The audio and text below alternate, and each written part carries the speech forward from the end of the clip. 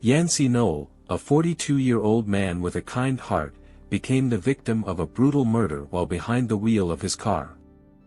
This did not happen due to a traffic accident, as Yancy was an extremely cautious and responsible driver. He had never received a ticket, and his friends even joked that his driving style resembled that of an elderly woman. But even his caution could not protect him from a tragic fate. On the evening of August 31, 2012, Yancy finished work early as usual and headed home in his old Subaru station wagon. While stopped at a red light before entering Interstate 5, he had no idea that these would be the last moments of his life. A BMW pulled up next to him, and shots rang out. Several bullets struck Yancy, killing him instantly. It happened so fast that he didn't even have time to realize what was happening. Passers-by who unwittingly witnessed this horror immediately called 911. News of the incident shook the entire city of Seattle, Washington. No one could understand what provoked the shooting and why Yancy was targeted. Everyone who knew him unanimously stated that he had no enemies. Yancy was incredibly kind, polite, and non-confrontational, so he certainly did not deserve such a cruel death. Yancy loved nature and outdoor activities, often going on hikes. He was originally from Alaska. He worked as a sommelier, was a true wine expert, and sincerely loved his job. Everyone who knew him insisted that he could not have been involved in any road rage incidents. Yancy had an extremely friendly, even gentle character. In communication, he was always careful and restrained, especially with strangers on the road. No one could even imagine that he might have argued with someone, and that it could become a motive for murder. But what then provoked the shooting? That's what the police had to find out. The perpetrator committed the attack at 7 p.m. when there were still many people out and about. He fired 5 shots at close range, from a distance of just a few meters. He shot accurately and precisely, as if he was confident in his actions. Miraculously, no other road users were injured, indicating that the attack was targeted specifically at Yancy.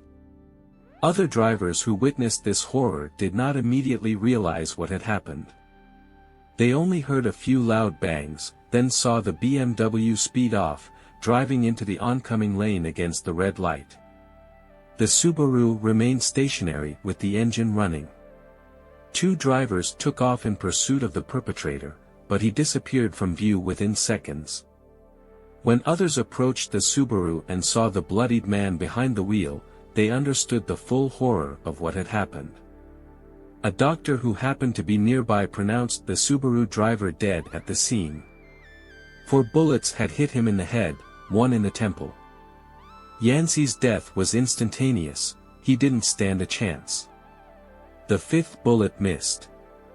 It was found in the apartment of 92-year-old Patricia Schulmeister.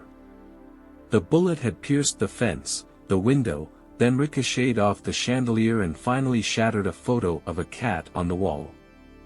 If the elderly woman had been in the bullet's path, she too could have become an accidental victim of the crazed shooter. But she was lucky. Upon finding the bullet, Patricia immediately went outside with it, where the police were already working. She handed the piece of evidence to the officer. Forensic analysis showed it was a 9mm caliber, most likely fired from a Glock pistol. At that point, this bullet was essentially the only lead, as the investigation had no other information. Witnesses could not describe the shooter's appearance in detail or remember the BMW's license plate number. Various versions were considered, primarily a targeted killing due to personal animosity. But everyone unanimously insisted that Yancy had no ill-wishers. No one could recall even minor conflicts.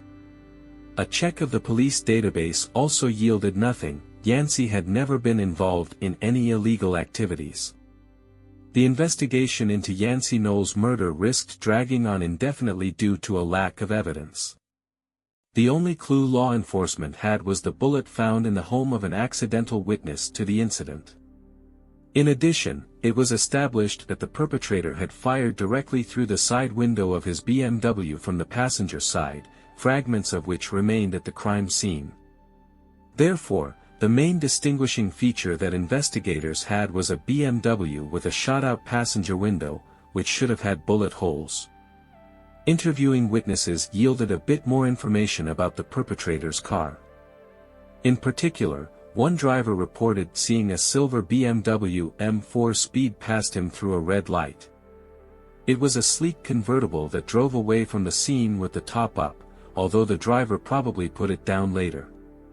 Despite this, the witness noticed the car's beautiful chrome wheels. He saw a middle-aged man with dark hair behind the wheel. Based on this testimony, an illustrator from the police department was able to create a portrait of the suspect. Although it wasn't a very reliable lead, it still allowed the search for the attacker to begin. The composite sketch was published on the police website a week after the shooting. Time was needed not only to create the image itself but also to obtain video recordings from nearby surveillance cameras, which unfortunately turned out to be of extremely poor quality. They managed to capture the BMW, but it was impossible to make out the license plate. Unfortunately, the detectives had no other leads. A description of the car was sent to all units, and traffic police began stopping all similar BMWs in the city. The first suspect appeared only 2 weeks later, on the 12th day after the brutal murder. During this time, the police managed to inspect hundreds of cars and interrogate no fewer drivers who bore even a slight resemblance to the dark-haired man behind the wheel of the silver car. It wasn't until September 14 that an unknown woman called 911. She told them about Dean Bauman, who lived 10 blocks from the scene of the crime. With her call, she expressed suspicion that this man could be involved in the attack on Yancy. The detectives obtained a photo of Dean and were struck by his resemblance to the previously compiled composite sketch, so they decided to take a closer look at this individual. However, of all the possible suspects, Bauman was perhaps the least likely to fit the psychological profile of a ruthless killer. He was an educated 29-year-old man, a brilliant engineer whom many acquaintances considered a prodigy. At the age of 12, he entered college, and by 20 he had founded his own company, into which he poured his heart and soul. It was an unusual enterprise producing robotics called Wake Industries, which was still successfully operating at the time of the events described. Dean's personal life was also going great.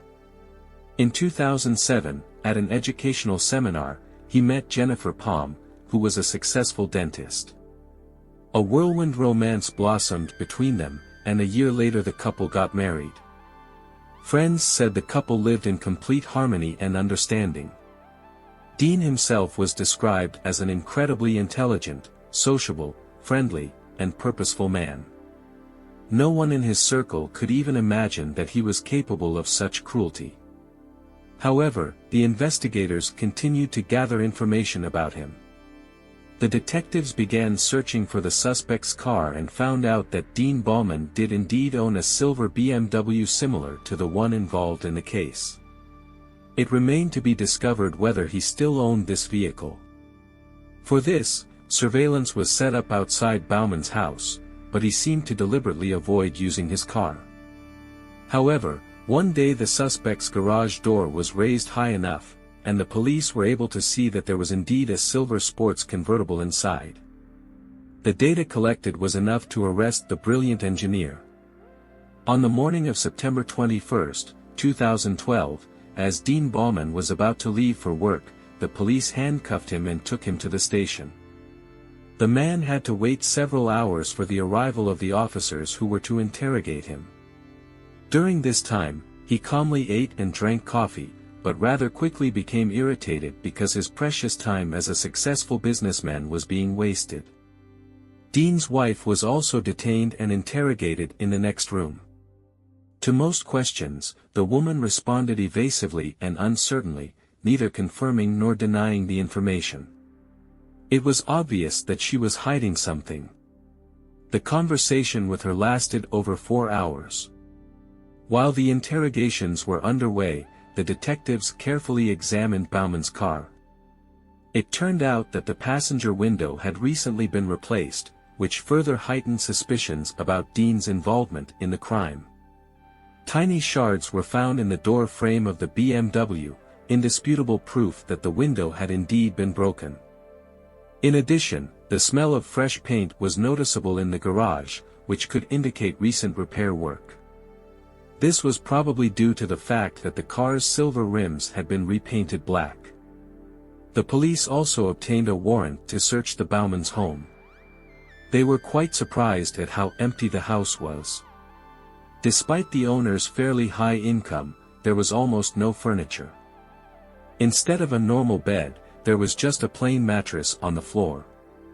At the same time, the main breadwinner in the family was Jennifer, who earned about $250,000 a year, while Dean earned much less. He was a true genius who devoted all his time to creating new projects, but his entrepreneurial skills left much to be desired. Instead, the couple loved to travel and spent enormous sums on various trips. On the kitchen table, investigators found many sticky notes. For the most part, these were love messages that the Baumans exchanged almost daily.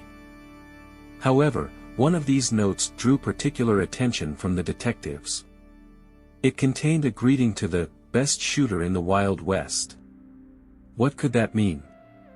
It soon became clear that the couple kept a small arsenal of firearms at home, among which, however, the alleged murder weapon, a 9mm Glock, was not found. Dean Bauman spent a full 4 months behind bars.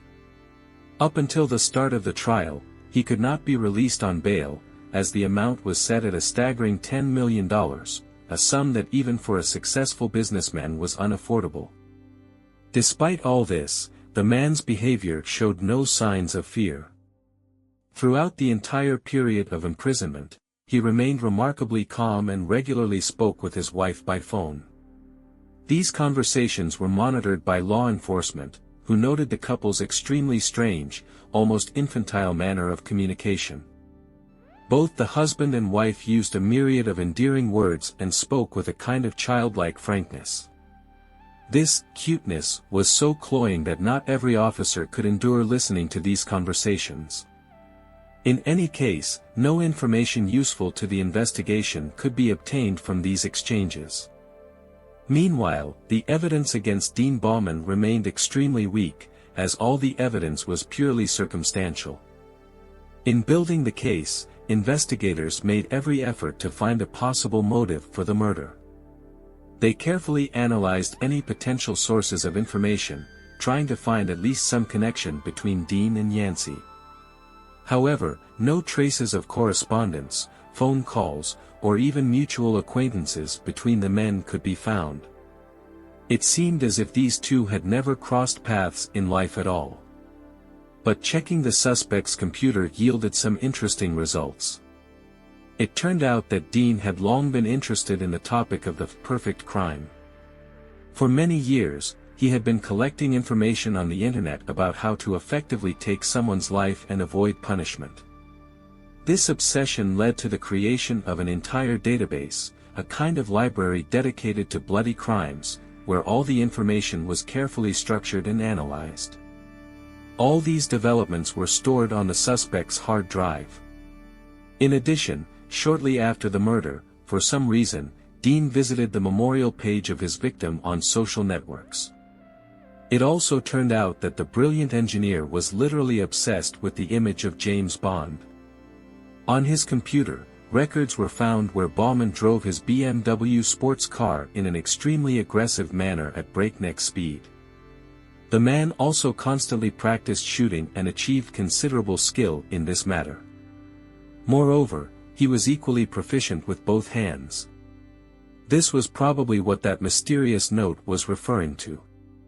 Among the video materials collected by the alleged criminal, there was even a special guide on shooting through a car window. Which, in fact, is what happened during the attack on Yancy Noll. When the police conducted a search at Dean's workplace, they came across a very interesting find. In the trash, wrapped in paper towels, lay parts of a 9mm pistol. Unfortunately, some parts were missing, so it was impossible to fully assemble the weapon and conduct a ballistic examination to prove or disprove its use during the murder. However, the very fact of the discovery of these parts further heightened suspicions about Bauman's involvement in the crime. In the end, the prosecution concluded that Dean's only motive was the desire to kill someone for fun. It didn't matter to him who exactly would become the victim. He literally went hunting for a random passerby, and then disappeared from the crime scene in his car, like a real James Bond. Returning home after committing the crime, Dean again began studying information on how to hide traces of the crime in the car. That is why he later replaced the broken window and repainted the rims. The investigation's suspicions also fell on his wife as a possible accomplice, at least at the stage of concealing evidence. During interrogations, Jennifer's behavior seemed extremely nervous. She avoided looking the investigator in the eye. The police were convinced that the woman was clearly hiding something and was trembling with fear, but despite this, she refused a lawyer. Instead, Dean's wife simply handed her purse to the investigators, in which receipts were found that were extremely useful for the investigation. Thanks to these documents, law enforcement officers were able to make significant progress in the investigation and find out exactly where Bauman had replaced the damaged car window. Jennifer claimed that their car had simply been robbed, saying that the criminals had broken the window, so they had to go to the auto repair shop. The investigators, however, were convinced that the woman actually knew everything that had happened. Perhaps initially her husband did not inform her of his plans, but later, after committing the murder, he had to bring his wife up to speed and ask for help. The very next day, the couple went to Portland, to an auto glass store. Dean lied to the seller, saying that someone had tried to steal his car and broke the window in the process. The Bauman's behavior in the store was extremely restrained, which was also found out during the investigation. However, the story about the attempted car theft remained unconfirmed, as Dean did not file any police report about it. 3 weeks later, the couple visited a tire store in North Seattle. Here Dean for some reason introduced himself as Peter, and his wife, as before, was taciturn. Purchasing new tires was a necessity, as traces of the old tire treads were among the physical evidence found at the crime scene. And although the murder weapon was never found, a brand new set of tires purchased at the same chain of stores was discovered in Dean's workshop. The investigators concluded that the evidence collected was quite sufficient to charge Dean Bauman with first-degree intentional murder. The signs of a deliberate crime were all too obvious. On November 19, 2014, 2 years after the death of Yancy Noll, the suspect finally appeared in court. In the dock, Dean no longer resembled the self-assured man who had been arrested by detectives some time ago. Now he was more like a meek, quiet college student, which was obviously meant to make a good impression on the jury. Such a striking transformation of the accused was intended to convince everyone of his innocence. In this image, Bauman did not look at all like a brutal killer, but the facts indicated otherwise. Dean's parents, his Vietnamese mother and his father, an engineer who worked at Boeing, did not miss a single court session. They supported their son in every possible way and never for a moment doubted his innocence. But the defendant's beloved wife was not in court. Dean's parents explained this by saying that he was very worried about his wife, so for her own good, he asked her not to come to the sessions in order to protect her from judgmental looks and gossip. However, the couple spoke on the phone every day, not deviating from their usual manner of baby talk. Jennifer invariably assured her husband of her unwavering belief in his innocence. In his speech, the prosecutor called the motive for this crime the desire to have fun, because for the accused it was something like a quest, to kill a person and avoid punishment for it. Obviously, Bauman was simply curious to experience the corresponding emotions and feelings. To support his words, the prosecutor provided the court with gigabytes of video materials seized from the defendant's computer. Here were numerous recordings of real murders and their investigations, which Dean collected and analyzed, obviously for his own purposes. On the other hand, the defense insisted that all these so-called pieces of evidence were far-fetched. After all, if we do not take into account the mentioned video materials, which can quite be considered a hobby, then most of the data from the accused computer are technical calculations and engineering developments. All this can in no way be interpreted as proof of the defendant's guilt, because the prosecutor still does not have any direct evidence base against him, such as fingerprints or other physical evidence. However, when Dean was given the floor, he, to everyone's surprise, confessed to committing the crime, calling it a murder in a fit of rage on the road. Despite the riskiness of such a move, the defendant obviously hoped that this would become a mitigating circumstance for a cold-blooded killer. Bauman said that on that fateful day he accidentally cut off Yancy's car on the highway, after which he heard a stream of insults and even threats directed at him in response. Then the Subaru allegedly chased the BMW all the way to the traffic light where the cars pulled up next to each other. Then Noll allegedly threw a wine bottle at Dean, hitting him on the head and injuring him, and even loudly cursed him with choice obscenities. All this frightened Bauman so much that he pulled out his 9mm Glock and started shooting at the attacker, allegedly defending himself.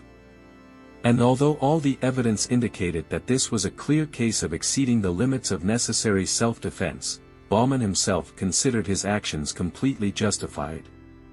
He claimed that at that moment it saved his life, because an enraged Yancy could well have attacked him and even provoked an accident. Dean argued that it seemed to him that Noll had a weapon in the car. So, in order not to die himself, he had to get ahead of his opponent. However, this version of events sounded extremely implausible. After all, none of the witnesses to the shooting heard any screaming or swearing, nor did they see Yancy throwing bottles. From their words, it followed that the shots rang out suddenly, out of nowhere, and nothing preceded them. And Dean had no traces of head injuries either. The friends and relatives of the deceased persistently argued that the story heard from Bauman was a complete lie. According to them, such aggressive behavior was absolutely uncharacteristic of Yancy. He could not, in principle, bring himself to do such a thing. He would never have thrown a bottle of his favorite wine at someone. However, the defendant continued to insist that he was shooting in response to aggression from Noll, seeking to prove that he acted in self-defense. Bauman emphasized that he fled the crime scene in a state of panic because he had completely lost control of himself. So allegedly in haste, he got rid of all the physical evidence due to severe fright.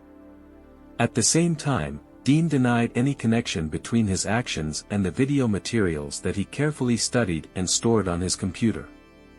Despite the defendant's strange behavior, he managed not to lose his composure even once throughout the entire process.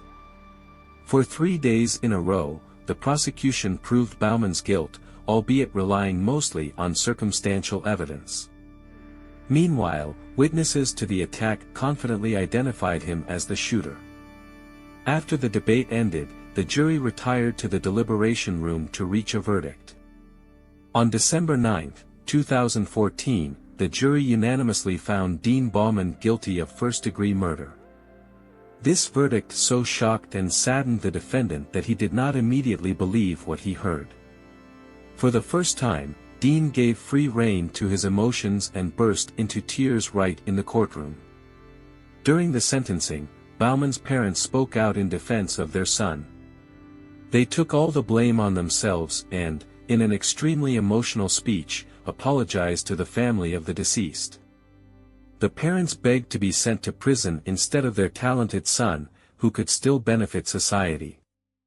However, the court, of course, did not accept such a proposal. The defendant himself never showed sincere remorse. He only expressed indignation at the fact that the jury did not believe his version of self-defense. However, despite everything, Dean Bauman was sentenced to 29 years in prison. After the verdict was announced, his wife immediately filed for divorce, changed her name, and moved to another city. Jennifer firmly refused any contacts with the media. Thanks to her assistance to the investigation, she was not charged with any complicity or concealment of evidence. Shortly after the verdict was announced, Dean Bauman attempted an unsuccessful suicide attempt. He is currently serving his sentence at the Clallam Bay Correctional Facility in Washington State. The house where the couple once lived is now empty. And the cars, which are physical evidence in this case, still remain in the police evidence storage. That's all for now. Please share your thoughts in the comments below. Give this video a thumbs up and be sure to subscribe to my channel so you don't miss any future content. Take care and goodbye.